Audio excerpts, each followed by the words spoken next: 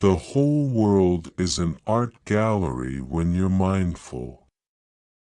There are beautiful things everywhere and they're free. If one truly loves nature, one finds beauty everywhere. Look deep into nature, and then you will understand everything better. Nature is painting for us, day after day, pictures of infinite beauty.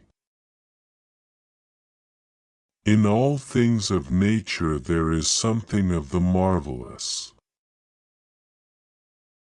Nature is not a place to visit. It is home.